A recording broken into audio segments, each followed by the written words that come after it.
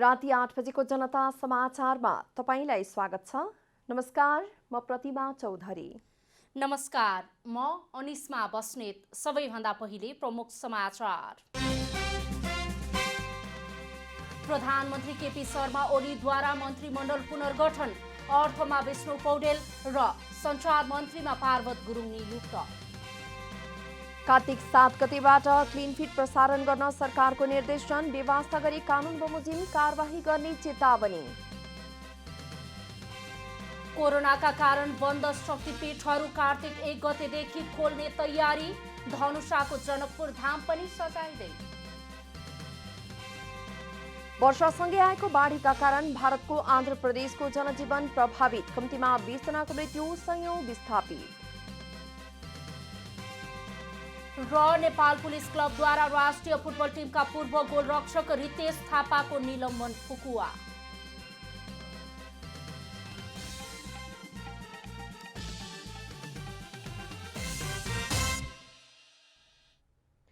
अब पूरा समाचार। प्रधानमन्त्री केपी शर्मा ओलीले मन्त्रीमण्डल पुनर्गठनसँगै केही मन्त्रीहरूको जिम्मेवारी हेरफेर गर्नुभएको छ। प्रधानमन्त्री ओलीले अर्थमन्त्रीमा विष्णु पौडेल, सञ्चार तथा सूचना प्रविधि मन्त्रीमा पार्वत गुरुङ, शहरी विकास मन्त्रीमा कृष्ण गोपाल श्रेष्ठ र महिला बालबालिका तथा ज्येष्ठ नागरिक मन्त्रालयमा लीलानाथ श्रेष्ठलाई नियुक्त गर्नुभएको छ। उपप्रधानमन्त्री एवं रक्षा मन्त्रीलाई उपप्रधान एवं प्रधानमन्त्री कार्यालयको जिम्मेवारी दिइएको छ। अन्य मन्त्रालयमा पुरानैलाई निरन्तरता दिइएको छ। राष्ट्रपति कार्यालयले विज्ञप्ति निकालेर प्रधानमन्त्रीको सिफारिसमा राष्ट्रपति विद्यादेवी भण्डारीले मन्त्रीहरूको नियुक्ति, हेरफेर र कार्यविभाजन गरेको उल्लेख गरेको छ। मन्त्रीहरू नियुक्त गर्नुअघि प्रधानमन्त्री ओलीले पार्टीका कार्यकारी अध्यक्ष पुष्पकमल दाहालसँग बालुवाटारमा करिब 2.5 घण्टा छलफल गर्नुभएको थियो। प्रमुख प्रतिपक्षी दल नेपाली कांग्रेसले हुम्लामा नेपाली भूमि चीनले मिचेको निष्कर्ष निकाल्दै सरकारको धारणा माग गरेको छ। कांग्रेस केन्द्रीय सदस्य जीवन बहादुर शाही नेतृत्वको टोलीले गरेको स्थलगत अध्ययनको प्रतिवेदनले भूमि मिचिएको पुष्टि हुने आधार भएको कांग्रेसले जनाएको छ। चीनका तर्फबाट सिमाना मिचिएको खबर बाहिर आएपछि सरकारले हतारोमा टिप्पणी गरेको पनि कांग्रेसले आरोप लगाएको छ। 12 नम्बरको पिलर नजिकै चीनले तारबार गरेको, नेपाली भूमिमा भौतिक संरचना निर्माण गरेको र पिल्लर भर्खरै निर्माण गरेको तथ्यहरू सार्वजनिक भएको कांग्रेस प्रवक्ता विश्वप्रकाश शर्माले बताउनुभयो। कि कूटनीतिको प्रश्नमा आवेगमा बोल्नुहुन्न, वस्तुगत भएर बोल्नुपर्छ। तर सरकारले हिजो हतारमा सीमा मिचिएको छैन भन्यो, त्यो भनिएको बारेमा पनि हाम्रो प्रश्न छ र अहिले सरकार मौन भएको छ यसबारेमा पनि प्रश्न छ। र प्रतिपक्षी नेता जीवनबहादुर शाही लगायतको टोलीले 11 दिन लगाएर गरेको अध्ययनको प्रतिवेदनको जगमा हामी भन्छौँ कि हुम्लामा रहेको नेपाल चीन सीमामा नामखाको लिमीमा सीमा मिचिएको छ। चीनले संरचना चाहिँ 2 किलोमिटर ओर निर्माण गरेको छ। कांग्रेसले सरकारलाई आफ्नो धारणा छिट्टो सार्वजनिक गर्न माग गर्दै उच्च स्तरीय वार्ता टोली गठन गरी भूमि फिर्ताका लागि पहल गर्नुपर्ने पनि बताएको छ। 11 दिनसम्म नेपाल चीन सीमा निरीक्षण गरेको शाही नेतृत्व टोलीले नामखा गाउँपालिकामा पर्ने लोलुङजुङमा चीनद्वारा निर्मित भौतिक संरचनाहरू नेपाली भूभागमा पर्ने निष्कर्ष पनि निकालेको प्रवक्ता शर्माले जानकारी दिनुभयो। नेपाली कांग्रेसको केन्द्रीय कार्य समिति बैठक दशैं तिहार पछि बस्ने भएको छ। यसअघि 2 पटक मिति तय भएर स्थगित भएको बैठक दशैं तिहार पछि मात्रै बस्ने भएको हो। कोरोनाको संक्रमण बढेको र धेरैजना एकैपटक भेला भएर छलफल गर्न सक्ने अवस्था नभएका कारण दशैं अघि बैठक नबस्ने प्रवक्ता विश्वप्रकाश शर्माले बताउनुभयो। सम्भव भए कोजाग्रत पूर्णिमाको केही दिन पछाडि सबैको पीसीआर परीक्षण गरी बैठक सञ्चालन गर्ने विषयमा पदाधिकारीहरूबीच छलफल भइरहेको शर्माले जानकारी दिनुभयो। दशैं र तिहारको बीचमा बैठक बस्न नसके तिहारपछि बस्ने शर्माले बताउनुभयो। विशेष गरी महाधिवेशनको सन्दर्भमा छलफल गर्न केन्द्रीय समिति बैठक बोलाइएको हो। यसलाई कुन रूपमा चाहिँ बैठकलाई आयोजना गर्ने भन्ने सन्दर्भमा पार्टी केन्द्रीय कार्यालयबाट हामी सहभागी रह्यौँ। त अहिले परिस्थिति कस्तो बन्यो भन्दाखेरि भने चाहिँ कोरोनाको एककालको प्रतिकूलता, त्यस पछाडि पर्याप्त समय हामीले बहस गर्न नपाइरहेको अवस्था, यो कारणले गर्दा केन्द्रीय कार्य समितिको बैठक दशैं अगाडि नहुने भन्ने चाहिँ अब निश्चितै भयो। अब कहिले बस्छ त भन्ने कुरामा चाहिँ हाम्रा सामुन्ने चाहिँ दुईटा विकल्पको सम्भावना छ। बढी सम्भावना चाहिँ पहिलो विकल्पमै छ। पछिल्लो समय वरिष्ठ नेता रामचन्द्र पौडेल समूहले लिखित रूपमा पेश गरेको असन्तुष्टिका विषयमा पनि बैठकमा छलफल गर्ने एजेन्डा रहेको थियो। प्रवक्ता शर्माले फागुन 7 मा पार्टीको महाधिवेशन सम्पन्न गर्ने गरी बाँकी कार्यतालिका हेरफेर गर्ने, फागुनमा महाधिवेशन सम्पन्न हुन नसक्ने अवस्थामा कति समयपछि गर्न सकिन्छ भन्ने विषयमा पनि अब बस्ने बैठकमा छलफल हुने बताउनुभयो। सरकारले कार्तिक 7 गतेभित्र विज्ञापन रहित प्रसारण गर्न नेपाल केबल टेलिभिजन महासंघ लगायतका संघ संस्थाहरूलाई निर्देशन दिएको छ। सञ्चार तथा सूचना प्रविधि मन्त्रालयले बुधबार एक विज्ञप्ति जारी गर्दै 2077 कार्तिक 7 गतेभित्र विज्ञापन रहित प्रसारण गर्न निर्देशन दिएको हो। निर्देशनलाई बेवास्ता गरेमा कानून बमोजिम कारबाही हुने चेतावनी समेत मन्त्रालयले दिएको छ। Indian broadcasters forum, Discovery networks, BBC news, Nepal cable television महासंघ लगायतका संघ संस्थाहरूले विज्ञापन रहित प्रसारणका लागि म्याद थप गर्न माग गरेकोमा ध्यानाकर्षण भएको उल्लेख गर्दै मन्त्रालयले विज्ञप्तिमा कार्तिक 7 गतेभित्र विज्ञापन रहित प्रसारण गर्नुपर्ने व्यवस्था ऐनद्वारा नै गरिएको जनाएको छ। ऐनद्वारा नै 1 वर्षको तयारी अवधि समेतको व्यवस्था भएकाले तोकिएको मितिदेखि विज्ञापन रहित प्रसारण गर्न गराउन सबै संघ संस्थाहरूलाई निर्देशन दिएको जनाइएको छ।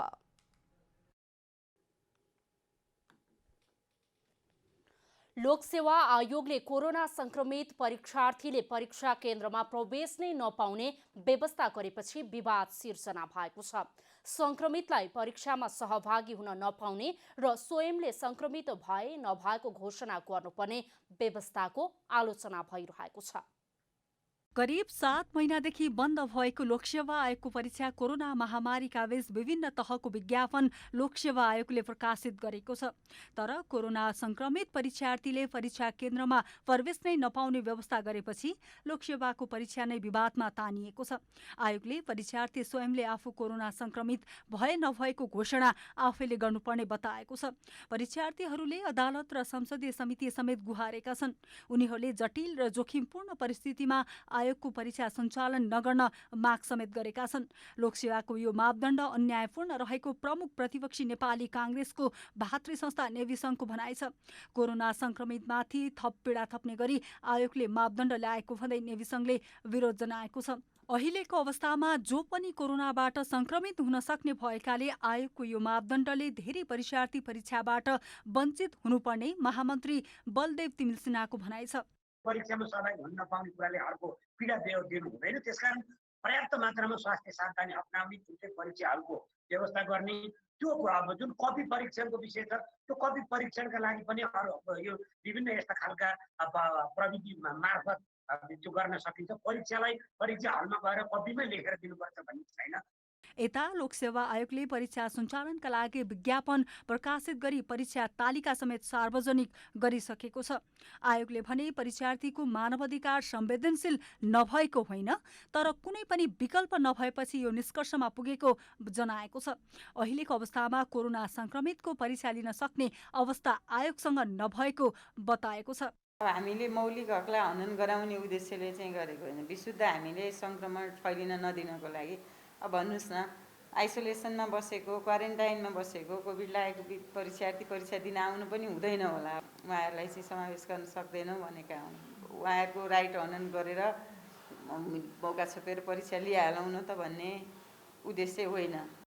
यता सर्वोच्च अदालतले लिखित परीक्षा उत्तीर्ण गरेर कोरोना संक्रमणका कारण अन्तर्वार्तामा सहभागी हुन नसक्नेको मुद्दामा यथास्थितिमा राख्न आदेश दिएको छ। अपूरणीय क्षति हुन सक्ने भन्दै मुद्दा नटुङ्गिएसम्म उक्त परीक्षा नगर्न आदेशमा भनिएको छ। तर सर्वोच्चले पनि अन्य लोकसेवाका विज्ञापनको हकमा भने आदेश गरेको छैन। क्यामेरामा जेपी श्रेष्ठका साथ कमला हमाल, काठमाडौँ। नेपालमा कोरोना भाइरसका थप 2638 जना संक्रमित थपिएका छन्। स्वास्थ्य तथा जनसङ्ख्या मन्त्रालयका अनुसार 13,947 पीसीआर परीक्षणमा 2638 जनामा संक्रमण देखिएको हो। आज काठमाडौँमा 996, भक्तपुरमा 102 र ललितपुरमा 305 जनामा संक्रमण देखिएको छ। आज देशभरि सक्रिय संक्रमितको संख्या 36,367 जना रहेको मन्त्रालयका प्रवक्ता डाक्टर जागेश्वर गौतमले जानकारी दिनुभयो। यसैगरी संस्थागत आइसोलेसनमा 14,819 र होम आइसोलेसनमा 21,548 जना रहेका छन्। गत 24 घण्टामा नयाँ संक्रमितको संख्या 2638 छ। आज काठमाडौँ उपत्यकामध्ये काठमाडौँमा 996, भक्तपुरमा 102 र ललितपुरमा 305 गरी जम्मा संक्रमितको संख्या 1403 छ। आज 2174 जना संक्रमित डिस्चार्ज भएको प्रवक्ता गौतमले जानकारी दिनुभयो। हालसम्म देशभरि 80,953 जना उपचारपछि निको भएका छन्। नेपालमा कोरोना भाइरस अर्थात् कोभिड-19बाट थप 12 जनाको मृत्यु भएको छ। यो सँगै मृतकको संख्या 675 पुगेको छ। यसैबीच सरकारले कोरोना बिमा गराएकाहरूको हकमा निशुल्क उपचार नगर्ने भएको छ। आर्थिक रूपले विपन्न, एकल महिला, अति अपाङ्गता भएका व्यक्तिको मात्रै निशुल्क कोरोना परीक्षण गर्ने बताउँदै सरकारले संक्रमित व्यक्तिले कोरोना बिमा गरेको भए खर्च बिमा रकमबाट नै व्यवस्थापन गर्नुपर्ने मन्त्रालयका प्रवक्ता डाक्टर जागेश्वर गौतमले बताउनुभयो। रूपले विपन्न, अशक्त र असहाय अवस्थामा रहेका नागरिक, असहाय एकल महिला, अति अपाङ्गता भएका नागरिक, ज्येष्ठ नागरिक, अग्रपङ्क्तिमा खटिने स्वास्थ्य कर्मीहरू, सरसफाई कर्मचारीहरू, सुरक्षाकर्मीहरू लगायत जोखिम क्षेत्रमा कार्यरत कर्मचारीहरूमा लक्षण वा चिन्ह देखिएमा परीक्षण निशुल्क गरिनेछ। तर उल्लेखित व्यक्तिहरूले कुनै बिमा कम्पनीबाट कोरोना बिमा गरेको भएमा परीक्षण र उपचार खर्च निजको बिमा रकमबाट बेहोर्नेछ। ज्येष्ठ नागरिक, अग्रपङ्क्तिमा खटिएका स्वास्थ्यकर्मी, सुरक्षाकर्मी, सफाईकर्मी र जोखिम क्षेत्रमा कार्यरत कर्मचारीमा लक्षण देखिए मात्रै निशुल्क परीक्षण गर्ने पनि उहाँले बताउनुभयो। कोरोना भाइरस संक्रमणको दर बढ्दै गएको उपत्यकामा काठमाडौँ महानगरपालिकाले कन्ट्र्याक्ट ट्रेसिङमा परेकाहरूको नमुना सङ्कलनमा तीव्रता दिएको छ। महानगरपालिकाले शहरी स्वास्थ्य महाशाखासँगको समन्वयमा संक्रमितको ट्रेसिङमा परेका व्यक्तिहरूको खोजी गरी नमुना सङ्कलन गरिरहेको हो। संक्रमित व्यक्तिको सम्पर्कमा आएकाहरूको खोजी गरी महानगरका सम्पूर्ण वडाहरूले आफ्नो क्षेत्रभित्र पर्ने स्थानमा नमुना सङ्कलन गरिरहेका छन्। एक स्थानमा कम्तीमा 200 जना ट्रेसिङमा परेका व्यक्तिहरूको नमुना सङ्कलन भइरहेको वडा नम्बर 17 का वडा सचिव राजेश श्रेष्ठले बताउनुभयो। 100-200 जना चाहिँ जम्मा भइसकेपछि चाहिँ हामीले चाहिँ कन्ट्र्याक्ट ट्रेसिङमा आउनेहरूको चाहिँ फेरि चाहिँ यो टेस्ट गर्ने गरेका छौँ। कन्ट्र्याक्ट ट्रेसिङमा आउनेहरूलाई पनि अब घरैमा बस्नु, तपाईँहरू घर बाहिर ननिस्कनु होइन, यसो घरमै बसिदिनुहोस्।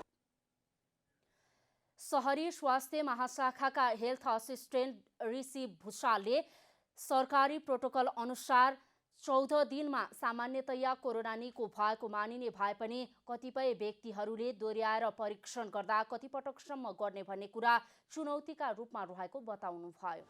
पोजिटिभ केसहरूलाई हामीलाई पोजिटिभ भइसकेपछि 14 दिनपछि स्वाभाविक रूपमा निको भएको मानिन्छ होइन। त्यो टेस्ट गर्न जरुरी छैन भनेर भनिराखेको अवस्थामा पनि त्यो रिपिट भएर टेस्टमा आइरहेको छ। त्यसो भएर पिसिआर टेस्ट कतिसम्म गर्दाखेरि उपयुक्त हुने हो त, कहाँसम्म जाने त यो पिसिआर टेस्ट गरेर भनेर एउटा गम्भीर चुनौती चाहिँ विषय चाहिँ बनेको छ। अहिले देशभरि नै कोरोना संक्रमितको संख्या बढिरहेको छ। काठमाडौँ लगायत उपत्यकाका 3वटै जिल्लाहरूमा संक्रमणको दर देशका अन्य क्षेत्रभन्दा बढिरहेको छ। कोरोना भाइरस संक्रमण जोखिम कम गर्न अहिले रोग प्रतिरोधात्मक क्षमता बढाउने आयुर्वेदिक एवं घराइसी जडीबुटी प्रति मानिसहरूको आकर्षण बढ्दै गएको छ। यस्तैमा घराइसी जडीबुटी गुर्जोको सेवन गर्नेहरू बढ्दै गएका छन्। विश्व कोरोना भाइरसका कारण अस्तव्यस्त छ। कोभिड संक्रमणको दर पनि बढ्दै गएको छ। विश्वभरका वैज्ञानिकहरू यसको औषधि र भ्याक्सिनको खोजीमा छन्, तर अहिलेसम्म कुनै तात्विक परिणाम आउन सकेको छैन। त्यसैले कोरोना संक्रमणसँग बच्नको लागि सामाजिक दूरीसँगै रोग प्रतिरोधात्मक क्षमताको विकास हुनु नै अहिलेको उपयुक्त उपाय मानिएको छ। त्यसैले यति बेला मानिसहरूले रोग प्रतिरोधात्मक क्षमता बढाउने घरायसी जडीबुटीप्रति चासो बढाउँदै गएको देखिन्छ। त्यसै मध्येको एक हो पछिल्लो समय नेपालमा प्रचलनमा रहेको गुर्जो। नेपालमा अहिले गुर्जोको प्रयोग बढेको छ। हरेक पसलमा गुर्जो बिक्री गर्न राखिएको पनि देखिन्छ। विज्ञ डाक्टर ऋषिराम कोइराला पनि रोग प्रतिरोधात्मक क्षमता विकासका लागि गुर्जो प्रयोग गर्नु उपयुक्त हुने बताउनुहुन्छ। गुर्जो दैवीकालदेखि नै उल्लेखित जडीबुटी भएको र पछिल्लो समय वैज्ञानिक रूपमा अध्ययन गरिएका तथ्यहरूले पनि रोग प्रतिरोधात्मक क्षमता विकासका लागि प्रमाणित गरिसकेको उहाँले बताउनुभयो। रगतमा हुने हेल्पर टिसिएल्सहरूको क्षमता बढाउने र शरीरमा हुने एन्टिजेन प्रोसेसलाई राम्रोसँग व्यवस्थित गर्ने गुण गुर्जोमा हुने उहाँले बताउनुभयो। धनुर्करले गरेको एकदमै ठुलो स्टडीमा चाहिँ रगतमा हुने हेल्पर टिसिएल्स जसमा व्याधि क्षमता बढाउने हुन्छ त्यसमा चाहिँ काम गर्छ भनेर चाहिँ प्रमाणित छ र यसमा अर्को सबभन्दा ठुलो के हो भने वयस्थापन भन्छ। हाम्रो एन्टी एजिङ प्रोसेस हुन्छ नि त्यसलाई चाहिँ यसले राम्रोसित व्यवस्थित गर्छ। त्यो दोस्रो भयो। तेस्रो के छ भने यसले कलेजो भयो मृगौलाहरू भयो यिनी चिजहरूलाई चाहिँ शुद्धता गर्नलाई काम गर्छ। धुलो बनाएर वा उमालेर गुर्जोको प्रयोग गर्न सकिन्छ। डाक्टर कोइरालाका अनुसार हरियो गुर्जो छ भने सानो एक टुक्रालाई थिचेर पानीमा उमालेर छानेर चिया जस्तै खान सकिन्छ। यसले प्रतिरोध रोग क्षमता चाहिँ बढाउँछ। त्यसमा चाहिँ दुई मत छैन। खानालाई चाहिँ यसलाई सजिलो तरिका के छ भने यदि हरियो छ भने औँला जति करिब 2 जना परिवारलाई 3 जना परिवारलाई पुग्छ। थ्याथ थिच्यो आधा लिटर 1 लिटर पानी हाल्यो एकछिन आधा करिब 1/3 जति घटाइदियो अनि त्यसपछि अनि त्यो आरामले छानेर दिनमा एकचोटि खाए हुन्छ। यसले केही बिगार्दैन। सुकेको गुर्जो भए धुलो बनाई पानीमा घोलेर वा त्यत्तिकै पनि 1 चम्चासम्म खान सकिन्छ। कोभिड-19 संक्रमणसँग जुझ्नका लागि पनि गुर्जो प्रभावकारी हुने उहाँले बताउनुभयो। मैले आफ्नो चिकित्सा जीवनमा प्रयोग गर्न थालेको 40 वर्ष भयो यो। त्यसैले त्यसमा के हुन्छ पाउडरको फर्ममा चाहिँ हामीले 1 ग्रामदेखि लिएर 3 ग्रामसम्म चियाको रूपमा हो भने 1 चम्चा 5 ग्रामसम्म प्रयोग गर्न सक्छौँ। फेरि परिवारमा हो भने त 3-4 जनाले बाँड्छौँ अनि 2 चिया चम्चा 1 लिटर पानीमा हालेर उमालेर नि हुन्छ। उमालेर रातभरि छोडेर बिहान खान नि हुन्छ। सिधै पाउडर तातो पानीमा हालेर खान पनि हुन्छ। सिधै खाँदाखेरि 1 ग्राम 2 ग्राम खाने अनि अलिकति चिया पकाउने भने 5 ग्राम 10 ग्रामसम्म लिन मिल्छ। कोभिड संक्रमण भएका मानिसहरूले समेत दिनमा 2-3 पटकसम्म गुर्जोको सेवन गर्न सक्ने उहाँको भनाइ छ। गुर्जो गर्भवती महिला र गम्भीर प्रकृतिका बिरामीहरूले खान नहुने डाक्टर कोइरालाले बताउनुभयो। विद्युतीय शवदाह गृह निर्माण र सञ्चालनका लागि काठमाडौँ महानगरपालिका र पशुपति क्षेत्र विकास कोष बीच सम्झौता भएको छ। सम्झौता पत्रमा महानगरपालिकाको तर्फबाट प्रमुख विद्या सुन्दर शाक्य र कोषका तर्फबाट सदस्य सचिव डाक्टर प्रदीप ढकालले हस्ताक्षर गर्नुभएको छ। पशुपति क्षेत्रमा शवदाह व्यवस्थापनमा पर्ने गरेको चाप र न्यून संख्यामा रहेको शवदाह गृहका कारण व्यवस्थापनमा देखिएको ढिलासुस्तीको अन्त्य गर्न थप विद्युतीय शवदाह गृह निर्माण गर्न लागि हो। महानगरपालिकाको 2077-78 को बजेटबाट आर्थिक व्यवस्थापन गरी शवदाह गृह निर्माण हुनेछ। महामारी प्राकृतिक प्रकोपमा देखा पर्न सक्ने अवस्थालाई मध्यनजर गर्दै शवदाह गृह निर्माणको सम्झौता गरिएको कोषका सदस्य सचिव डाक्टर प्रदीप ढकालले बताउनुभयो। अहिले दैनिक 35 देखि 45 वटा शवदाह हुने गरेकोमा 20 वटा शव विद्युतीय गृहमा दाह गर्ने गरिएको छ। लाइन बसेर शव जलाउनु पर्ने अवस्था र बढ्दो मागलाई मध्यनजर गर्दै थप 8 वटा गृह निर्माण गर्ने कोषको तयारी छ। 35 देखि 45 औसतमा चाहिँ त्यस क्षेत्रमा शवदाह हुन्छ। दाउराबाट जुन परम्परागत रूपमा गरिँदै आएको व्यवस्थापन छ त्यो कायम नै छ। त्यसबाहेक हामीसँग 2 वटा मेसिन भएको क्षमताको एउटा विद्युतीय शवदाह गृह छ जसमा चाहिँ दैनिक 20 वटा जति शव जल्दछन्।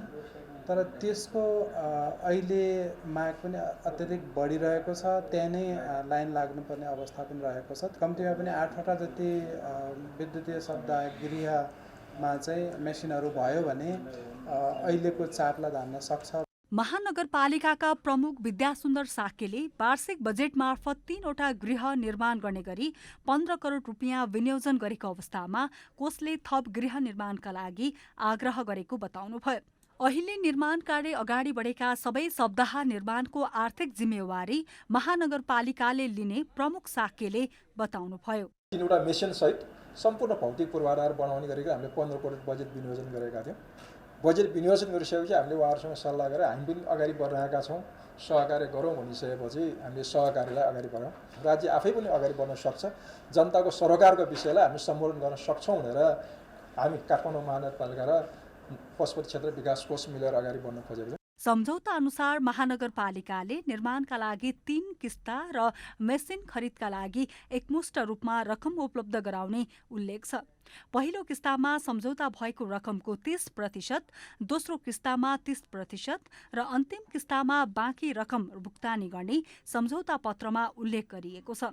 यस्तै बेवारिसी, अति विपन्न र अन्य कारणले सप्ताहका लागि शुल्क तिर्न नसक्ने अवस्थामा महानगरपालिका वा वडा कार्यालयको सिफारिसमा निशुल्क प्रबन्ध मिलाउनु पर्ने समझदारी भएको छ। सम्झौता र स्वीकृत भएको नक्सा डिजाइन अनुसार काम भए नभएको अनुगमनका लागि शहरी विकास पूर्वाधार विभागको विभागीय प्रमुखको संयोजकत्वमा 2 सदस्यीय समिति पनि गठन गरिएको छ।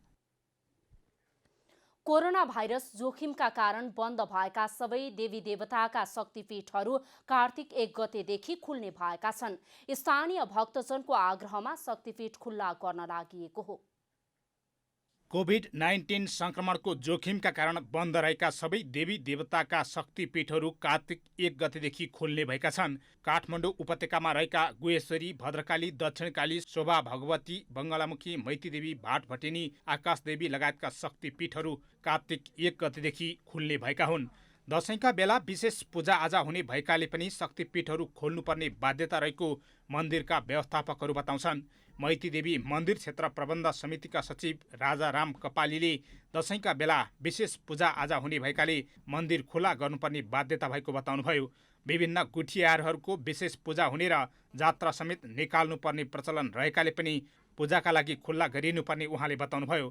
तर सरकारबाट अहिलेसम्म कुनै निर्णय आइ नसकेको उहाँले बताउनुभयो। थोरै थोरै मान्छे भनौँ न, जस्तै 5-7 जना अहिले पनि हामीले पछाडिको गेट खोलेर चाहिँ दर्शन गर्न दिइरहेको छ। नदिँदाखेरि चाहिँ के भयो भने घोडा जात्राबाट बन्द भएको भने खास त। अनि त्यो बेला के भयो, 2-3 दिनसम्म त मेरो घरमै आइपुगे बुढाबुढीहरू। स्थानीय भक्तजनहरूको आग्रहमा कार्तिक 1 गतेदेखि धेरै भिड नहुने गरी भक्तालुका लागि शक्तिपीठ खुला गरिने उहाँले बताउनुभयो। गुठियारहरूसँग पनि जात्रा ननिकाल्ने तर विशेष पूजाआजा गर्ने सहमति भइसकेको कपालीले बताउनुभयो। अब 1 गतेदेखि खोल्ने भन्ने चाहिँ मन्दिर परिषदको निर्णय भयो अरे भन्ने चाहिँ सुने मात्रै हो, आधिकारिक जानकारी छैन। यहाँको गुठियारको मुनिकारहरूको गुठी हुन्छ, त्यसपछि खड्कीहरू, यिनीहरू महर्जन सबैको गुठीहरूको पूजा दसैँ तिहारमा हुन्छ, रथ पनि जात्रा हुन्छ। अब यसपालि यो भिड गर्न नहुने कोभिड-19ले गर्दाखेरि चाहिँ हामीले त्यो नगर्ने पक्षमै पुगिसक्यौँ। कोभिड-19 संक्रमणको जोखिम भएसँगै सरकारले कुनै पनि मन्दिर क्षेत्रमा भक्तालुका लागि पूजाआजा रोक्ने निर्णय गरेको थियो। यससँगै काठमाडौँ उपत्यकाका मुख्य शक्तिपीठहरूमा समेत नियमित पूजाआजा बाहेकका सबै गतिविधि बन्द गरिएको छ। अन्य क्षेत्रलाई खुल्ला गरिए पनि मन्दिरमा धेरै भिड हुने भएकाले सरकारले अहिलेसम्म मन्दिरलाई खुल्ला गर्ने निर्णय गरिसकेको छैन। तर अधिकांश मन्दिरहरू कार्तिक 1 गतेदेखि सीमित रूपमा भए पनि खुल्ला गर्ने तयारी थालिएको छ। दशैं नजिकिएसँगै धनुषाको जनकपुर धाम सजाउने कार्य सुरु भएको छ। प्रत्येक वर्ष विजया दशमीको अवसरमा सजावट गरिने जनकपुरमा यस वर्ष भने कोरोना महामारीका कारण केही प्रभावित भएको छ। प्रत्येक वर्ष धनुषाको जनकपुर धाममा महावीर युवा कमिटीको आयोजनामा भव्य रूपमा विजया दशमी मनाउँदै आइए तापनि यस वर्ष कोरोना महामारीका कारण प्रभावित हुने भएको छ।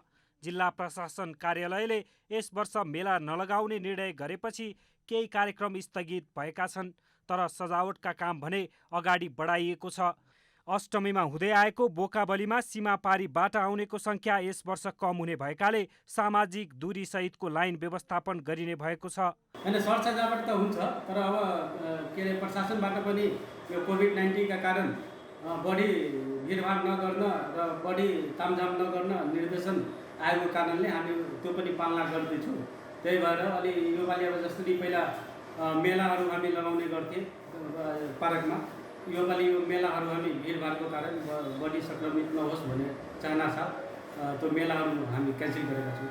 विजया दशमीका लागि धनुषाका प्रमुख जिल्ला अधिकारीसँग समन्वय भइसकेकाले सामाजिक दूरी पालना गर्दै पूजाको कार्यक्रम गरिनेछ। कमसेकम यो भिडलाई नियन्त्रित गर्नलाई टुक्रा टुक्रामा बाटो सोच साथ एक पूजादेखि 7 पूजा बेलुकासम्म हामी प्रसादी चढाउँछौँ। हुन सकिन्छ कि 8 पूजाको हामी मन्दिरलाई बन्द गरेर राख्छौँ। परापूर्व कालदेखि नै चल्दै आएको परम्परालाई एकाएक रोक्न नमिल्ने भन्दै सावधानी अपनाउँदै मनाउनु पर्ने स्थानीयको भनाइ छ। संस्कृतिलाई मिलाएर पूजापाठ जस्तै हाम्रो यहाँ जनकपुरमा माता राजदेवीको बलि प्रदान हुन्छन्, खुन्चा बट्छन्, वर प्रसादी चढाउँछन्। हामी सबै मिलेर प्रशासन, सङ्घ संस्था, यहाँका युवाहरू, बुद्धिजीवीहरू सोसल डिस्टेन्स गरेर पूजापाठ गर्न मिल्छ मेरो विचारमा। विजया दशमीमा पूजाका लागि लाखौं भक्तजन आउने भएकाले व्यवस्थापनमा चुनौती थपिएको सर्वसाधारणको भनाइ छ। धनुषाबाट प्रमोद कुमार शाहको रिपोर्ट। अब आर्थिक समाचार।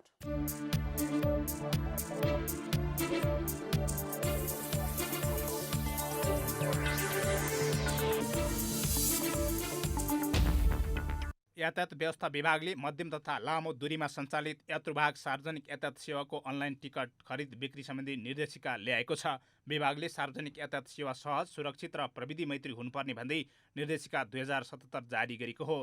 कोभिड-19 को संक्रमण जोखिम न्यूनीकरण गर्नुपर्ने अवस्थामा विभागले बस पार्क वा अन्य स्थानमा रहेका टिकट बिक्री कक्षमा हुने भिड व्यवस्थापन एवं टिकट खरिद तथा बिक्री प्रक्रियालाई पारदर्शी बनाउनका लागि निर्देशिका लागू गरेको जनाएको छ।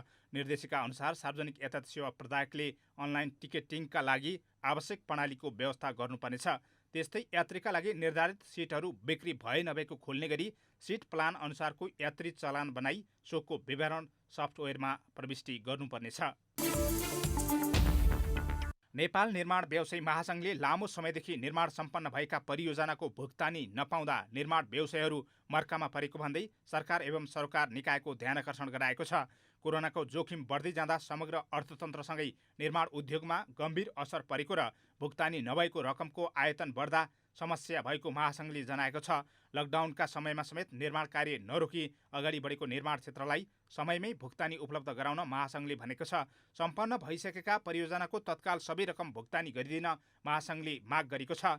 लकडाउन अवधिमा सम्झौता भएका र म्याद समाप्त भएका हकमा 6 महिना मात्र म्याद थप भए तापनि उक्त थप समय अपुग हुने भन्दै महासङ्घले सम्पूर्ण परियोजना एवं ठेक्काको म्याद स्वत 1 वर्ष थपको व्यवस्था मिलाइदिन सरकारसँग माग गरेको छ।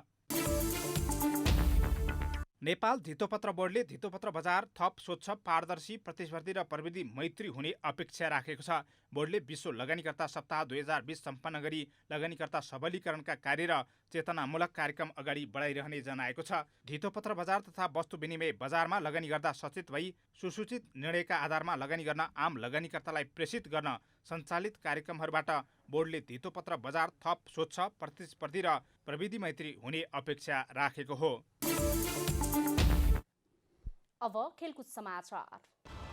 खेलकुद समाचारको साथमा Manaslu World College, Chaba Hill Tuche Party, a home for future leaders.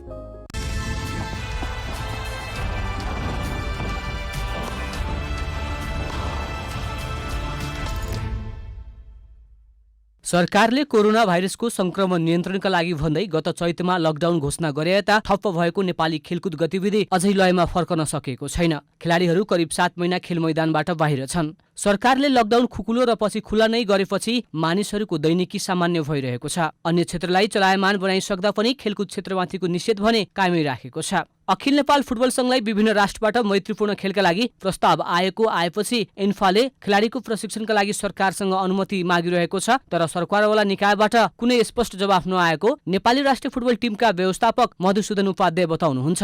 यो महामारी चाहिँ अहिले दिन प्रतिदिन अन्य देशमा भन्दा नेपालमा चाहिँ अलिक बढिरहेको कारणले गर्दाखेरि चाहिँ मेरो विचारमा चाहिँ यो प्रशिक्षणका कुराहरू चाहिँ अलिकति यस विषयमा ध्यान नपुगेको हो कि अहिले हतार नगरौँ भन्ने सरकारको बुझाइ हो कि जस्तो मैले बुझेको छु। राखेपले अहिलेको परिस्थितिमा सरकारी निर्णय विरुद्ध जान नसक्ने बताउँदै आएको छ। कोरोना भाइरसको महामारीले नेपालमा मात्र होइन विश्व नै प्रभावित भएको छ। कोरोनाले धेरै असर परेको युरोप र अमेरिकामा बिस्तारै खेल गतिविधि सामान्य अवस्थातर्फ उन्मुख भइसकेको छ। नेपालमा भने प्रशिक्षणमा पनि रोक लगाइएको छ। अन्तर्राष्ट्रिय खेलकुदको तयारीमा रहेका खेलाडीहरूको प्रशिक्षण स्वास्थ्य सुरक्षा मापदण्ड अपनाएर तत्कालै सुरु गर्न खेलाडीहरूले माग गर्दै आएका छन्। तर खेलकुद संघका प्रतिनिधि भने सरकारी निर्णय विपरीत जान नसक्ने बताउँछन्। त्यसो नेपाल सरकारले नै त्यो अगाडि आएर यसो गर्नु पर्यो भनेर भन्नु पर्यो। त्यसको लागि चाहिँ नि खेलकुद परिषद सङ्घहरू ओलम्पिक कमिटीलाई राखेर बा पब्लिक हेल्थ सेक्टरको मान्छेहरू राखेर मिटिङ गरेर कुन प्रोटोकलले गर्दा के हुन्छ, कसरी अगाडि बढ्ने भन्ने कुरो छिटोभन्दा छिटो अगाडि गर्न सके राम्रो हुन्छ जस्तो मलाई। सन् 2021 मा जापानमा ओलम्पिक खेल हुँदैछ। ओलम्पिकका लागि छनौट प्रतियोगिताको लागि नेपालबाट 7 खेलका 12 खेलाडी वाइल्ड कार्ड मार्फत छानिएका छन्। नेपाल बाहेक दक्षिण एसियाका केही देशमा ओलम्पिकमा सहभागिता जनाउने खेलाडीलाई सरकारले नै निश्चित मापदण्ड बनाएर अभ्यासलाई तीव्रता दिइरहेको छ। तर नेपालमा भने ओलम्पिकमा सहभागी हुने खेलाडीको अभ्यासका लागि कमिटीले खासै पहल गर्न नसकेको देखिएको छ। एसियन क्रिकेट काउन्सिल एसीसीले यस वर्षको एसिया कप अन्डर 19 क्रिकेट प्रतियोगिता स्थगित गरेको छ। कोरोना महामारीका कारण यस वर्ष प्रतियोगिता गर्न कठिन हुने भन्दै अन्डर 19 एसिया कप स्थगित गरेको हो। मंगलबार बसेको एसियाली क्रिकेट काउन्सिलको भर्चुअल बैठकमा सबै बोर्ड सदस्यहरूले प्रतियोगिता अर्को वर्ष सार्नुपर्ने मत राखेका थिए। एसीसीका एक अधिकारीका अनुसार सबै सदस्यहरूको सहमतिमा अन्डर 19 एसिया कप 2021 का लागि सारिएको हो। यसअघि एसिया कप अन्डर 19 नोभेम्बरमा युएईमा आयोजना हुने तालिका थियो। एसीसीले अर्को वर्ष अनुकूल परिस्थिति हेरेर प्रतियोगिता आयोजना गर्ने बताएको छ। प्रतियोगितामा आयोजक युएई सहित भारत, पाकिस्तान, श्रीलङ्का, बंगलादेश, अफगानिस्तान र छनौट चरणबाट आउने 2 टिम सहभागी हुनेछन्। यसअघि सेप्टेम्बरमा पाकिस्तानमा आयोजना हुने भनिएको पुरुष एसिया कप पनि कोरोना महामारीका कारण स्थगित गरिएको थियो। नेपाल पुलिस क्लबले राष्ट्रिय फुटबल टिमका पूर्व गोलरक्षक रितेश थापाको निलम्बन फुकुवा गरिदिएको छ। खेल मिलुमतोको आरोप लागेपछि निलम्बनमा परेका रितेशलाई पुलिसले पुनः विभागमा तानेको हो। निलम्बन फुकुवासँगै पुनः नेपाल प्रहरीको जागिरमा फर्किएका पूर्व गोलरक्षक रितेशलाई पुलिसले सहायक इन्सपेक्टरको रूपमा विभाग फर्काउने तयारी गरेको छ। रितेश खेल मिलुमतोको आरोपमा मुछिएपछि पुलिसले समेत उनलाई निलम्बन गरेको थियो। रितेशलाई प्रहरीले असोज 19 गतेबाट लागू हुने गरी कारवाही फुकुवा गरेको छ। अन्तर्राष्ट्रिय फुटबलमा म्याच फिक्सिङ गरेको आरोपमा रितेश सहित राष्ट्रिय फुटबल टिमका 6 सदस्य विरुद्ध अदालतमा मुद्दा दायर भएको थियो। प्रहरीले जागिरमा फर्काए पनि उनीमाथि लागेको फुटबल प्रतिबन्ध भने कायमै रहनेछ। रितेशलाई विश्व फुटबल महासंघ फिफा र एसियाली फुटबल महासंघ एएफसीले खेल मिलुमतोमा संलग्न भएको भन्दै आजीवन प्रतिबन्ध लगाएको छ। रितेश 2072 सालमा नेपाली राष्ट्रिय फुटबल टिमका तत्कालीन कप्तान सागर थापा सहित खेल मिलुमतोको आरोपमा पक्राउ परेका थिए।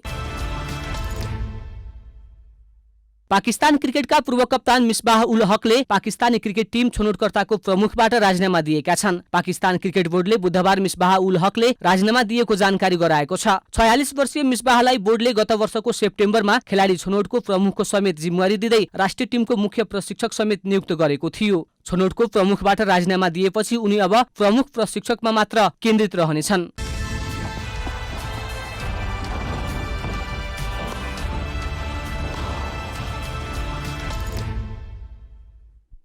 अब मौसम समाचार।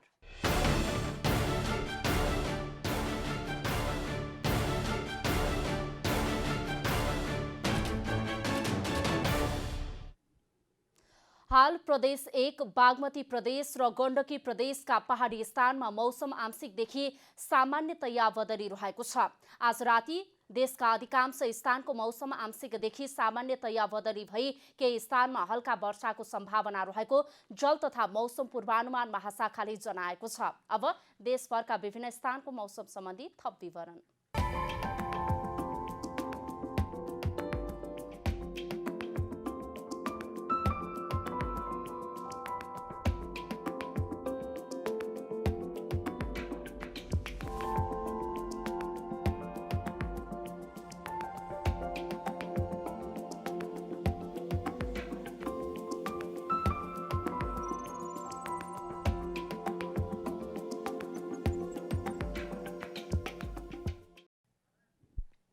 अन्त्यमा आजको डायरी।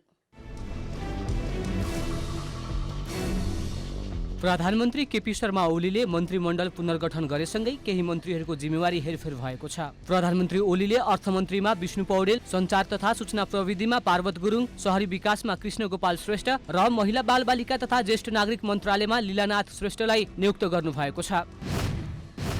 नेपालमा कोरोना भाइरसका थप 2638 जना संक्रमित थपिएका छन्। स्वास्थ्य तथा जनसङ्ख्या मन्त्रालयका अनुसार आज देशभरि सक्रिय संक्रमितको संख्या 36,367 जना रहेको छ। आज 2174 जना संक्रमित डिस्चार्ज भएका छन्। नेपालमा कोरोना भाइरस कोभिड-19 बाट थप 12 जनाको मृत्यु भएको छ। यो सँगै मृतकको संख्या 675 पुगेको छ। सरकारले कार्तिक 7 गतेभित्र विज्ञापन रहित प्रसारण गर्न नेपाल केबल टेलिभिजन महासंघ लगायतका संघ संस्थालाई निर्देशन दिएको छ। सञ्चार तथा सूचना प्रविधि मन्त्रालयले बुधबार एक विज्ञप्ति जारी गर्दै 2077 कार्तिक 7 गतेभित्र विज्ञापन रहित प्रसारण गर्न निर्देशन दिएको हो। युरोपका देशहरूमा कोरोना संक्रमण बढ्न थालेपछि पुनः एकपटक प्रतिबन्धको घोषणा गरिएको छ। संक्रमणको अवस्थालाई हेरेर मध्य, उच्च र अति उच्च खतरायुक्त 3 विभागमा विभाजन गरिएको छ। नेपाल पुलिस क्लबले राष्ट्रिय फुटबल टिमका पूर्व गोलरक्षक रितेश थापाको निलम्बन फुकुवा गरेको छ। खेलमा मिलोमतोको आरोप लागेपछि निलम्बनमा परेका रितेशलाई पुलिसले पुनः विभागमा तानेको छ।